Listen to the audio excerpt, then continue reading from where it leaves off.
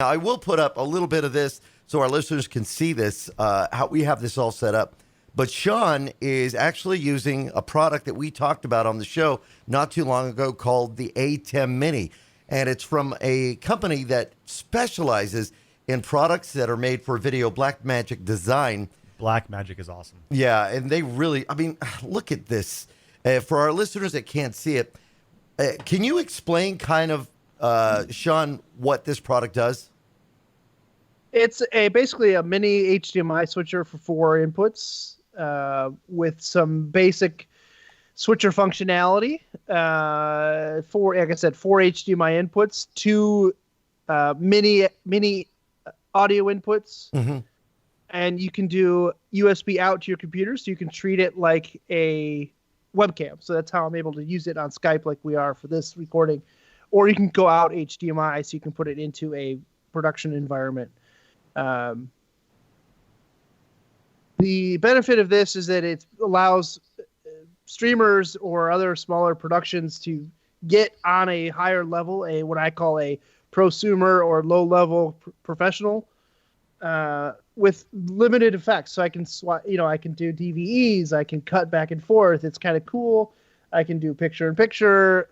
But the benefit of this is, too, you can integrate it if you connect it to a network via the Ethernet and get more functionality out of it, including some of their green screen effects and some of their graphics suite that Blackmagic allows you to use with the ATEM software. Now, before you got this, I know there was some, you were doing what all of us do when we're looking at a product. We start reading the reviews, right? I mean, last time I've been looking for mini PCs and I've been checking out reviews, and I'll read one. I go, no. And, but you did the same thing. But a lot of people were talking about the fact that you have this set up, and in a TV studio type of environment, you usually want to have a screen. That's your camera. Then there's another camera. Then there's another camera. And then your take camera is the one that's being recorded or going out live on the air. You don't have that capability. Yeah, so with this, there's limited functionality. Like I said, there's some features that are missing from a more expensive device. So $295 for this piece of equipment, there's expected to be some shortcomings. So the big one is there's no multi-viewer. So I can't physically see right now what my other cameras are looking at. So if I cut to this other camera, there's no way for me to see that this stuff was out of the way or where it was in the screen because there's no multi-viewer. But there's not much space, or the hardware needs to be upgraded for you to do that. I'm sure it's a software, or maybe they'll introduce it in a firmware update eventually. But some of the other stuff too is, like, if I engage the picture-in-picture, the only thing I can do, the only source, I can't change the picture-in-picture source. I can only change the source it's looking at. Right. Like my main source, right? Yeah. So there's a couple things that it lacks in terms of a professional switcher, but it's not. It's not designed for that. It's designed for 3 or 4 HDMI inputs to a basic podcast stream. Quick and easy setup. It's tiny. I mean, let's see if I can even show you guys how big it is. Let me grab this camera off my desk. All right. For our listeners that have decided to pop on and take a look at the video. It's not that big. It's only that big. There you go. Is super cool, though. So, I take the source, I cut to it. There's me, cut back, or I do a DVE to it, however you want. It's all the functionality is right here, but it's not that big. I mean, this is my hand. It's not that big. All of your functionality is right here on this switcher. But I'm sorry, I'm turning away from my mic, so it might be a little hard for you guys to hear me. But you can take this into a bigger production environment and use the software, which you can put on your computer. And it comes with that software, right? It doesn't come with it. You have to download it from the website, but it allows you to get a little more functionality, and you can control it from a soft surface on your PC, and then you can build hotkeys on your keyboard to then be able to control basically building macros on your keyboard to control the ATEM through the software once it's networked onto your network. Now, I use the Wirecast software, which I like, from Telestream, and it is considered one of the best that is out there. The software allows the multiple cameras. It does allow USB inputs because it's all controlled through the computer. The downside is, like in the latest licensing, they've taken away the ability to stream live onto Facebook. You actually could do a live video cast onto Facebook with the ATEM Mini because it makes it think, it really kind of tricks Facebook, the API, to think that it's coming off one camera, correct? Well, it's considering it a webcam source, so it's USB, so it treats it as a webcam source, 720p it's a lower res output because the output is USB-C. And this is something else that frustrated me too, is I got the box, I was so excited to do it, opened the box, no USB-C cable in the box. Oh. Now, I don't have a lot of devices that use USB-C, so I had to go to Best Buy and buy a USB-C to USB-A. So what you're saying is you had to buy the premium version to get the USB-C cable. Yeah, I guess. But yeah, I mean, it's not that I was upset because I get it, but it was kind of frustrating to get a product. It's got a power supply, but not a USB cable, because Blackmagic's whole kind of mantra is, you get it, you plug it in, it works.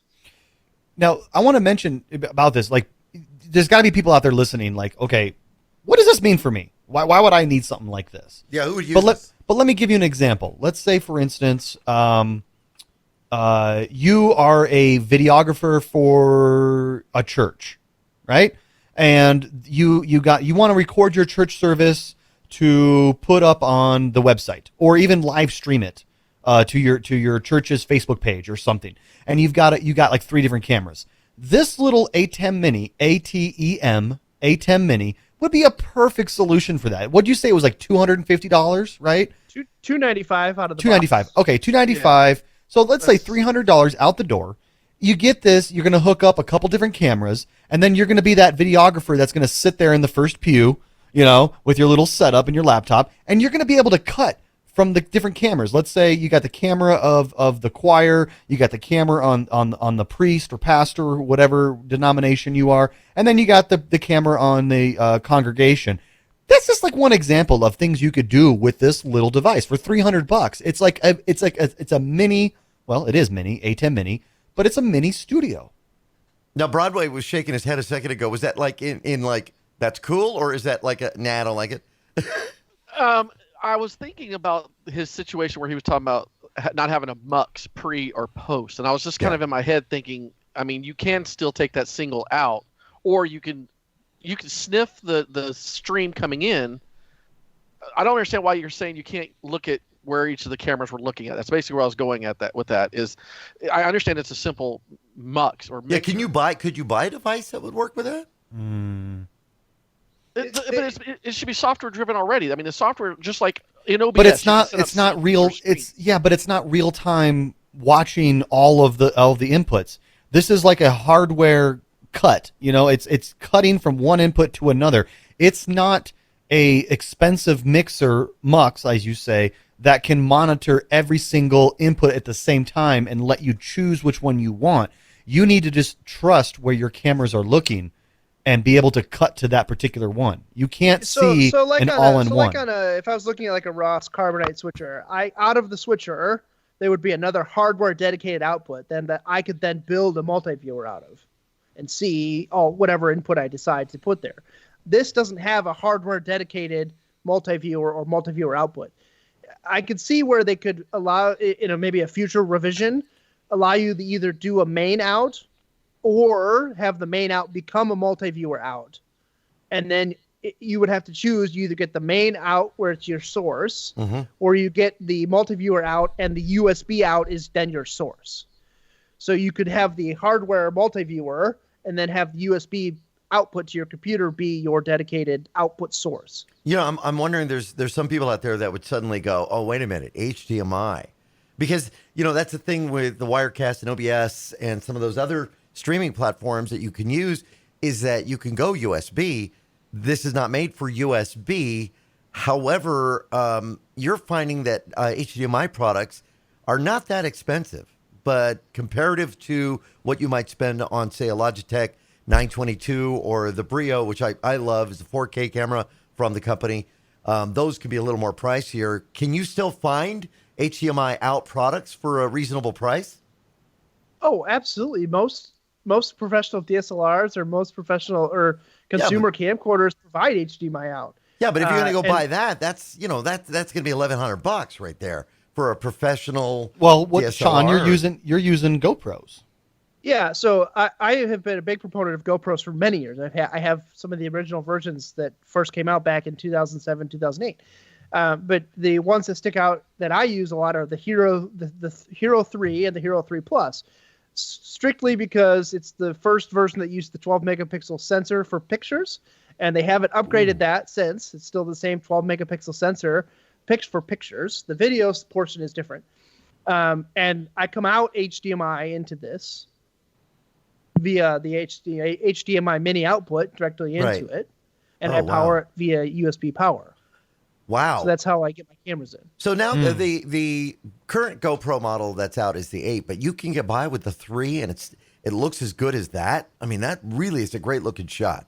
I mean, a lot of people forget that, yeah, you can do, and this is my personal opinion on it. It's not a very popular opinion. Yeah, you can get the Hero 8 and come out HDMI and have the HDMI coming out of it at 4K 60 frames. But where am I delivering the content to? The web? Mm-hmm. Right. And what is the web good? What is the web? Yeah, it's going to get compressed. So coming in to this device, it can accept up to, I think, 1080p at 60. But this also has an up-down cross built into each input.